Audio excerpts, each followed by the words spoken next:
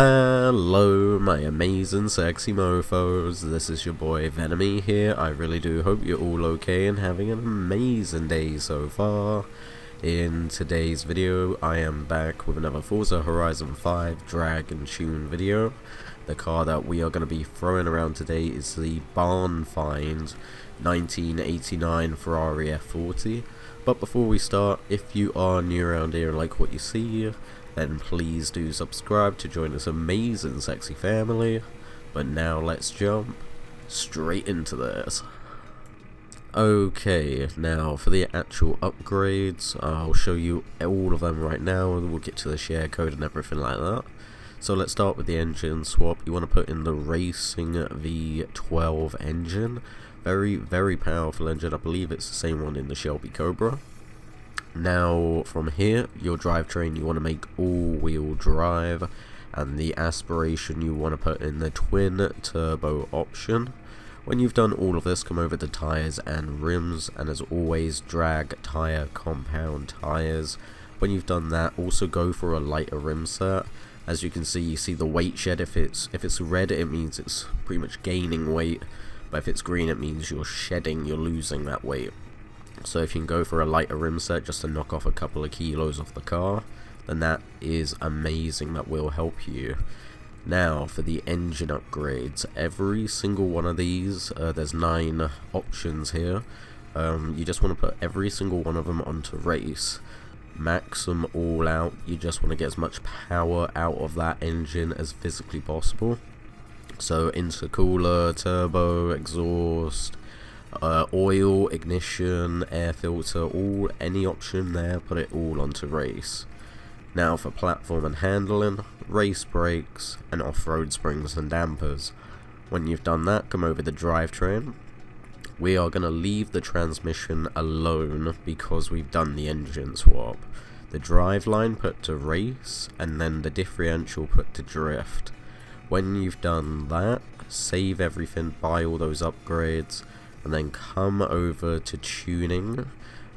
Just copy everything, pause the video as I change category when I'm going through the categories. Just pause the video, write it all down, copy it all down. When it comes to talking about the actual car, it left me speechless, let's just put it that way. For a medium run, a mediocre run, like good, but you had a bit of wheel spin, essentially something went wrong and you didn't get the best out of it. You're going to be looking at 216 miles an hour going at the front of the bars to the flash. But if you get the perfect run, you can get anywhere from 217 to 218. It is a beautiful tune. Very nippy, very fast. Definitely feel free to tweak with it though. I did have an experiment with the final drive and first and second gear. I was trying to make it so I could get the best possible launch out of the car physically possible.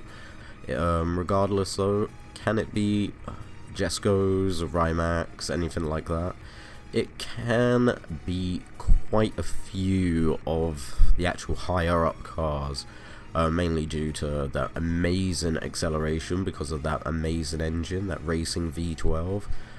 Gives us that insane acceleration. So cars that do take time to get to their maximum speed, their max top end, this car is already going to be at the finish line due to its acceleration. It might not be able to get to its max speed, but it will definitely get to that finish line way quicker than some other cars.